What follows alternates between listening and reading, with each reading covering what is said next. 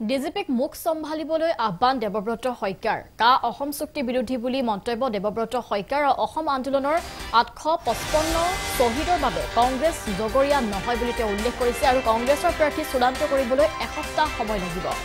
আম আদমি পাৰ্টিৰ তিনি প্ৰাৰ্থীক আপত্তি শইকীয়াৰ প্ৰদ্যুৎ বৰদলৈয়ে কংগ্ৰেছ এৰি নাযায় বুলি দেৱব্ৰত শইকীয়াই মন্তব্য কৰিছে আৰু তেজপুৰত এই মন্তব্য কৰিছে বিৰোধী দলপতিগৰাকীয়ে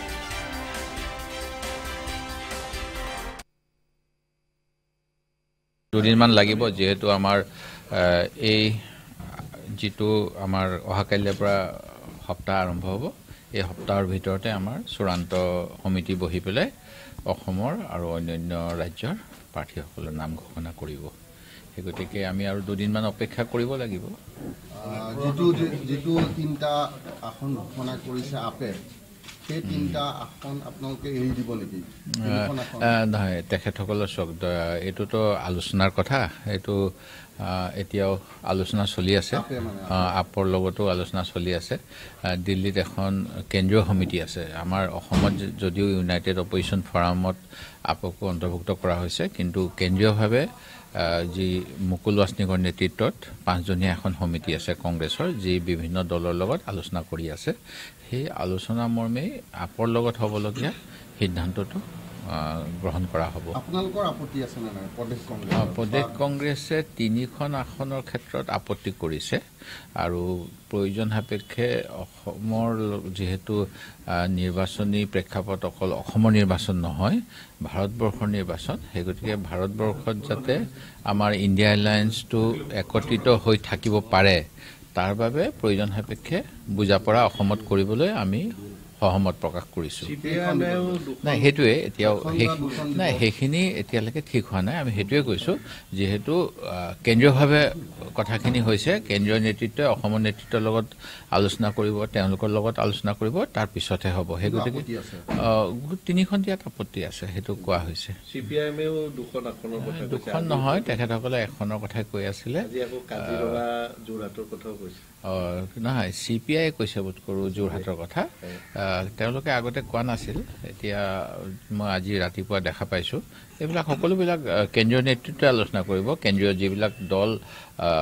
আঞ্চলিক নহয় যিবিলাক সৰ্বভাৰতীয় দলবিলাকৰ কাৰণে আমাৰ এখন সমিতি আছে এই সমিতিৰ সিদ্ধান্ত মৰ্মে অসম প্ৰদেশ কংগ্ৰেছে সহমত প্ৰকাশ কৰিব কা আৰু ডিজিপি প্ৰতিক্ৰিয়া কি ডিজিপি ডাঙৰীয়াই যিখিনি কথা কৈছে ভুল কথা কৈছে সংবিধানত আমাৰ যিবিলাক আমাৰ মৌলিক অধিকাৰ তাত প্ৰতিবাদ কৰাৰ গণতান্ত্ৰিকভাৱে চৰকাৰী যিকোনো কামক সমালোচনা কৰাৰ অধিকাৰ দিয়া হৈছে সুপ্ৰিম কোৰ্টেও কৈছে যে চৰকাৰক সমালোচনা কৰিলে দেশদ্ৰোহিতা নুবুজায় ডিজিপিয়ে এনেকুৱা এটা কথা কৈছে যেন আমি মানে দেশদ্ৰোহী কাম কৰিবলৈ বিচাৰিছোঁ সেই গতিকে ডিজিপিৰ কথাটো একেবাৰে গ্ৰহণযোগ্য নহয় তেওঁ নিজৰ যিখিনি তেওঁ পাহৰিব নালাগে যে তেওঁ আইন নবনায় প্ৰথম কথা তেওঁ আইন বলবৎ কৰে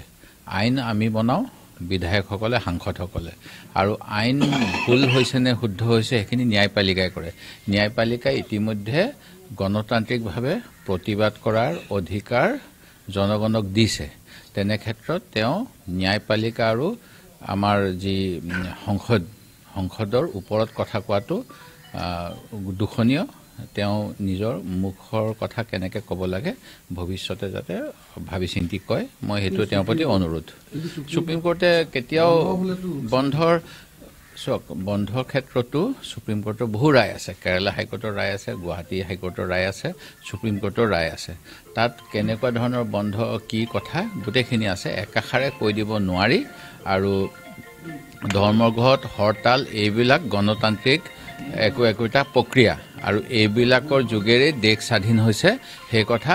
বৰ্তমানে শাসনত থকা দলটো যিটোৱে ব্ৰিটিছৰ গোলামী কৰিছিল সেই দলটোৰ নেতাসকলে বুজি নাপায় সেই গতিকে তেনেকুৱা ধৰণৰ বক্তব্য দিছে